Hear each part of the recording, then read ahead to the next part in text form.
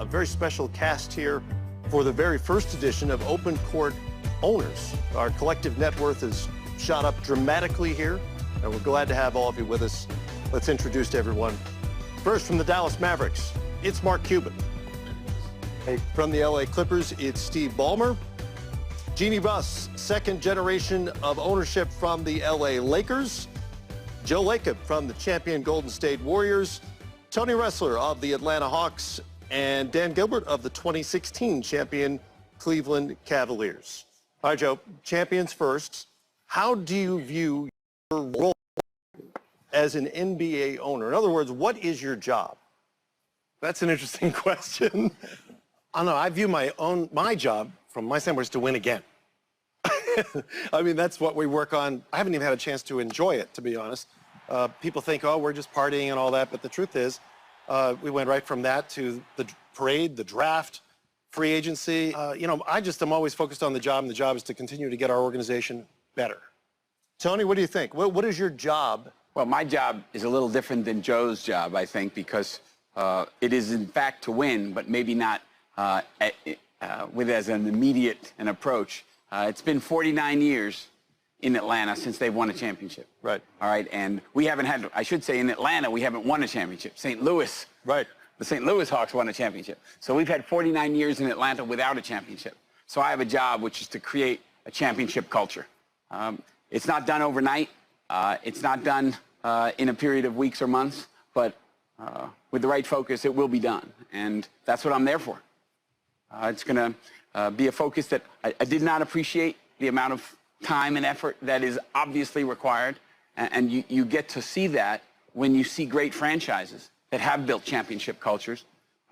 We have a little bit of work to do, but we have a path that we know what to do, and we plan to go after it.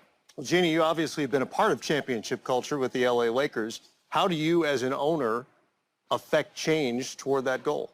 What I think the role of an owner is to put together all the pieces. We're the producers.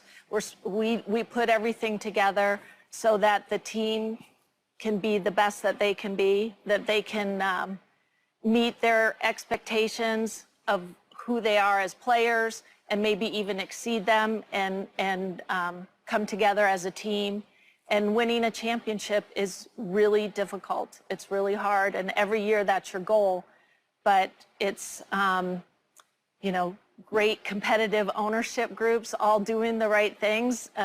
We just try to, you know, put together the pieces and hope for the best. Dan, what is the job description of an NBA owner? Yes, you know, it's funny you asked that question because I was just talking to Joe right before we went on the air here. In every other business in the world almost, the number one complaint of the person who either owns a business or is in charge usually is that they're too much of a micromanager. They're too much involved. They need to let things go. In the NBA or sports, I guess in general, if you're an owner, the second you cross the line into the arena, you're meddling, and you need to stay away. You know, so I guess it depends on who you ask, right? And you know, but I would say I agree with the owners here. I think that number one, setting a culture, you know, which in most businesses today is probably, you know, the number one thing. I think years ago people didn't talk too much about it, but culture's everything. And I think, you know, determining obviously the financing and backing the business with what the capital it needs, like any other business. And unfortunately, or fortunately, depending on if you like it or not, there'll be certain decisions hard decisions that have to be made. And hopefully you can do the work that you make more right ones than wrong ones. Steve, it's interesting. You don't play, you don't coach, you don't scout, you don't individually sell sponsorships, any of that stuff. So what is your job? Pick up on where Dan left off. There are big decisions that are only the owners to make. Big financial decisions, whether it has to do with roster or whether it has to do with building a new arena or remodeling or whatever you're going to do. Those decisions, they're non-delegable. They're non-delegable. You go to your team, your leaders, but they know it's your money, so they're going to need to ask you. The owner's the only guy you can count on being around in 5 years. If you just look at the longevity of people enrolled, the owner's the person who's going to be around. So who has to make the commitment to the organization about what it wants to be and why you should be there? It's on the owner, because the players can turn over, the coach could turn over, The front office staff can turn over. Now, it's nice if you can do it, you have 15, 20 years in a row. That's the way it's nice to run any business. It's just probably not as realistic, particularly with the players. It's not as realistic. When we bought our team 7 years ago, the number one thing was to set a vision and a culture, as you point out. But the most important thing, and it's like any other business really, is to hire the right people to do the job. We're not going to do none of us do all the work. We don't do the job, but we have to hire the right people. That is our most important thing. Now, this issue of meddling, which has come up a couple times now. By the way, you don't hear, is there any other business, that word, maybe the Joker on Batman, he meddled, you don't really, when have you ever heard that The word? villains on except Scooby-Doo were Yeah, often maybe he's meddling. meddling It's kids, a word that only goes with ownership of sports. Dan and I were talking about it. The truth is, the best owners, I think we believe, are those that are very involved. They do not micromanage. Right. That's the key, right? We don't micromanage, but we're very, very involved and know all the details.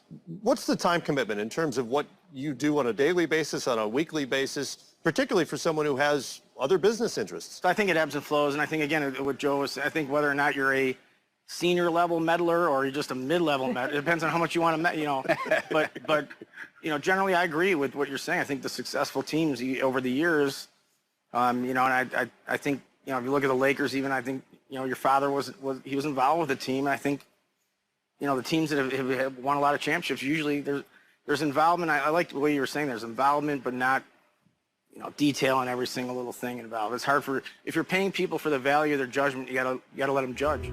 We'll get much deeper into the decision-making and or meddling, as the case may be, of an NBA owner as we continue from Las Vegas. I'm glad that you're in the league. Me too. But we did have to change rules. We had to say, as an owner, you cannot sign yourself to play on your team. Because it was a concern. So we had to add that rule, the Mark Cuban rule, so you couldn't sit on the bench with your team wearing a uniform.